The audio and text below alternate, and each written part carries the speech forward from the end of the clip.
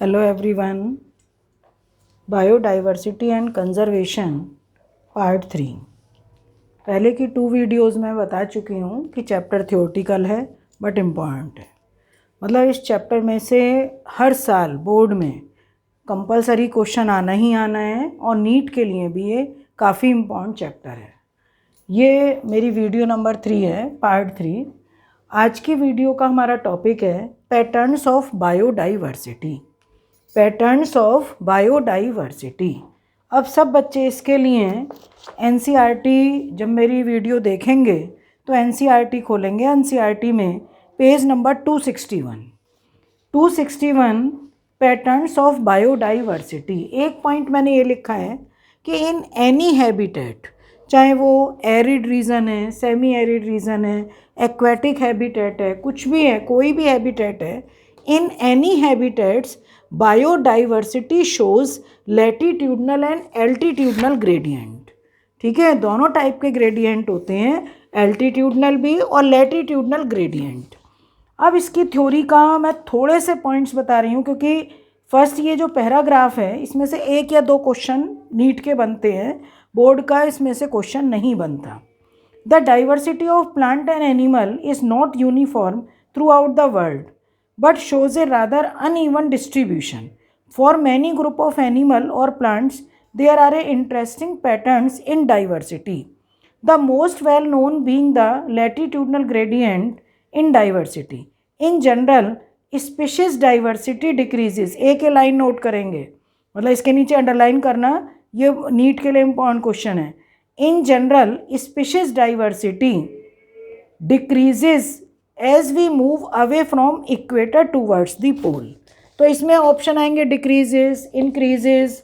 मतलब ये equatorial plate, equator से जब हम पोल्स की तरफ गए, यहाँ पोल्स पर, तो नंबर ऑफ स्पीशीज डिक्रीजेस, हमेशा डिक्रीज होंगे क्योंकि पोल्स पर तो भाई एनवायरमेंट ही बिल्कुल अलग है।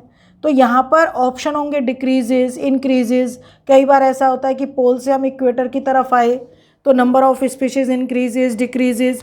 तो वो ध्यान रखना कि वो किस डायरेक्शन में पूछ रहे हैं। ठीक है, अब इसमें इसके बाद का जो है विद वेरी फ्यू एक्सेप्शन, ये जो वैल्यूज़ दे रखी हैं इसको पढ़ोगे। एक लाइन ये इम्पॉर्टेंट है यहाँ पर 1 2 3 4 5 6 7, ये इस पैराग्राफ की अपर 7 में। The largely tropical Amazonian rain forest in South America. अब क्वेश्चन ये है कि एमेजोनियन रेन फॉरेस्ट यहाँ साउथ अमेरिका है, साउथ अफ्रीका लिख देंगे, नॉर्थ अमेरिका लिख देंगे, तो वो ध्यान रखोगे तुम। यही छोटे छोटे क्वेश्चन जो होते हैं यही नीट के क्वेश्चन है। तो ये South America has the greatest biodiversity on earth. It is home to more than 40,000 species of plants, 3,000 species of fishes, 1300 मतलब 1300 of birds, 427 of mammals, 427 of amphibians, 378 of reptiles and more than 1,25,000 invertebrates। ठीक है, तो एक तो ये चीज़ें और एक मैंने अभी ऊपर जो बताया ये नीट के लिए इम्पॉर्टेंट क्वेश्चन है। 2 क्वेश्चन यहाँ पर इस पैराग्राफ में बनते हैं और बहुत ज़्यादा इसको पढ़ने की ज़रूरत नहीं है। अब क्वेश्चन यहाँ अराइज होता है, मतलब एक क्वेश्चन इन्होंने डाला हुआ है कि what is so special about tropics that might account for their greater biological diversity। इसको मैंने ये लिखा है कि there are some reasons behind the maximum biological diversity of tropical region। these are मतलब किसके कंपैरिजन में करोगे? टेम्परेट के कंपैरिजन में, कि टेम्परेट के अंदर जो बायोडाइवर्सिटी है उसके कंपैरिजन में ट्रॉपिकल रीजन की बायोडाइवर्सिटी बहुत ज़्यादा है। ऐसा क्यों है? तो इसमें हमें करना आंसर इसी से ही है, पर इसको मैंने यहाँ पर बस इतना चेंज किया है कि इसके 3 हेडिंग्स डाल दिए हैं। These are first prolonged evolutionary time, second constant environment and third one is high productivity. पहले सब बच्चे इस जो मैंने ये क्वेश्चन लिखा है ये इस साल के लिए भी वैसे भी इम्पॉर्टेंट क्वेश्चन है, नीट का भी कुछ भी इसमें क्वेश्चन बना सकते हैं, असर्शन रीज़न बना सकते हैं, पर इस क्वेश्चन के पहले सब बच्चे 3 हेडिंग्स लर्न करेंगे।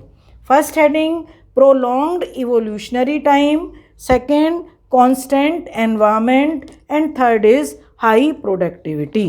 अब फर्स्ट को जब डिस्क्राइब करोगे तो इसको बस यहीं से करना है।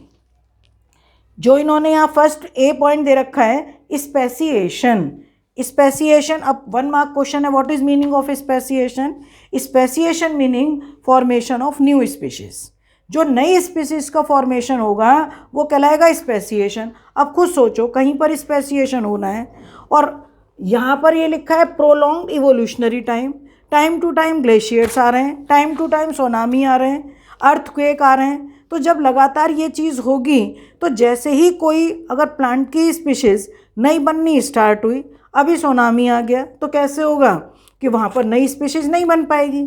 प्रोलॉन्ग इवोल्यूशनरी टाइम का मतलब वो चीज़ कि मिलियंस ऑफ टाइम से अनडिस्टर्ब्ड एरिया होगा, तभी नंबर ऑफ स्पीशीज़ वहाँ पर ज़्यादा बनेंगी। तो अब इसको देख लो, इसको थ्योरी के मतलब पॉइंट्स लिखने हैं। Speciation is generally a function of time unlike temperate region subjected to frequent glaciations in the past. Tropical latitudes have remained relatively undisturbed for millions of years and thus had a long evolutionary time for species diversification. Clear? अब ये सबको clear हो गया होगा, मतलब हो जाएगा। जब इसको लगातार 2-3 बार तुम इसको पढ़ोगे तो ये क्वेश्चन ही तैयार हो जाएगा। सेकंड मैंने लिखा है कांस्टेंट एनवायरनमेंट। अगर लगातार एनवायरनमेंट मतलब डिस्टर्ब है, यहाँ पर तो एक एनवायरनमेंट कांस्टेंट है। कांस्टेंट एनवायरनमेंट का मतलब कि जो हम लोगों के सीजन्स आते हैं कि ये मालूम है कि बरसात आनी है, गर्मी आनी है या सर्दियाँ आनी है, तो एक तरीके का कांस्टेंट एनवायरनमेंट है। बहुत ज़्यादा चेंजेस नहीं है। कहीं कहीं पर ऐसा है कि लगातार बहुत सर्दियाँ पड़ रही हैं, 8-9 महीने की तो सर्दियाँ हैं, 8-9 महीने की बहुत ज़्यादा गर्मियाँ पड़ रही हैं तो गर्मियाँ हैं, तो वहाँ पर स्पेसिएशन नहीं हो पाता या वहाँ पर कांस्टेंट एनवायरनमेंट नहीं होगा, तो वहाँ पर जो डाइवर्सिफिकेशन भी उतना नहीं हो पाएगा। तो सेकंड बी पॉइंट यहाँ से लिखोगे कि tropical environments unlike temperate ones are less seasonal, relatively more constant and predictable. Such constant environment promote niche specialization and lead to the greater species diversity. तो ये मतलब एक तरीके से हमारा जो निके स्पेशलाइजेशन है उन स्पीशीज़ का, उनको पता है कि यहाँ पर हमें रहना है, यहाँ से हमें खाना वगैरह मिलेगा, यहाँ पर हमारा ये काम है, तो वो चीज़ अनडिस्टर्ब एरिया होगा जिससे निके स्पेशलाइजेशन वो बढ़ेगा और जिससे स्पीशीज़ जो ग्रेटर स्पीशीज़ डाइवर्सिफिकेशन है वो भी इंक्रीज़ होगी। ठीक है। थर्ड है हाई प्रोडक्टिविटी। प्रोडक्टिविटी प्लांट्स की कब इंक्रीज़ होती है? जब उनको सोलर रेडिएशन मिलेंगी। और मान लिया बहुत कंट्रीज़ ऐसी हैं कि पहली बात तो वहाँ पे धूप ही नहीं आती, सन ही नहीं आता, क्योंकि डायरेक्शन उस तरीके से होती है, और आता भी है कभी आया मतलब कुछ घंटों के लिए, कुछ ही बिल्कुल बहुत कम समय के लिए सन की रेज आई, तो इसका मतलब जब तक सोलर रेडिएशन नहीं होंगे उस टाइप के प्लांट्स वहाँ पर नहीं होंगे, तो इसका मतलब है कि फोटोसिंथेसिस नहीं होगी, प्लांट्स होंगे ही नहीं।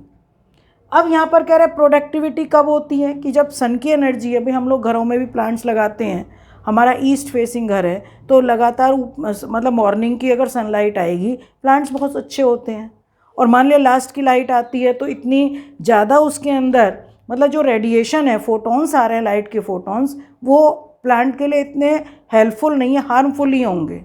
अगर स्टार्टिंग के फोटॉन्स होते हैं, सुबह की सनलाइट पड़ रही है, लाइट फोटॉन्स होते हैं, मतलब कम लाइट रेंज के फोटॉन्स हैं, तो वो स्टार्टिंग में प्लांट्स के लिए अच्छे होते हैं। तो वो चीज़ यहाँ पर वही कह रहे हैं कि there are more solar energy available in tropics which contributes to higher productivity. This in turn might contribute indirectly to greater diversity. ठीक है, तो ये क्वेश्चन 3 हेडिंग्स डालोगे, तीनों पॉइंट को एनसीईआरटी से, जो अभी मैंने पेज नंबर 261 बोला है, वहाँ से इसका आंसर पेज 261, मतलब यहाँ से इसको लोगे, डिस्क्रिप्शन उसका पढ़ोगे। क्लियर? ठीक है बेटा। तो आज की वीडियो में ये मैंने तुम्हारा एक क्वेश्चन, इम्पॉर्टेंट क्वेश्चन डाला है, और मैंने पहले भी बताया था कि जिस बच्चे को अगर कोई भी डाउट्स हैं तो वो उन डाउट्स को अपने कमेंट बॉक्स में डालिए, या कोई चैप्टर ऐसा है कि बच्चे को ये लगे कि इस चैप्टर में से हमें ये क्वेश्चन करना है, तो वो कमेंट बॉक्स में डालिए, मैं वो क्वेश्चन डाल दूँगी। ठीक है। ओके बेटा, थैंक यू।